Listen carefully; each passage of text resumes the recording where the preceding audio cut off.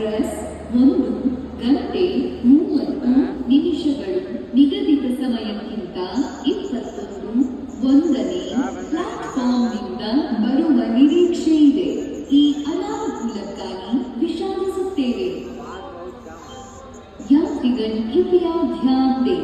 गाड़ी संख्या 1, 2, 7, 7, 9 Vasco D gamma Hazrat Nizamuddin Goa express 1 घंटा 30 मिनट विलंब से चल रही है। 21 पर प्लेटफॉर्म क्रमांक 1 पर आने की संभावना है। यात्रियों को भी असुविधा के लिए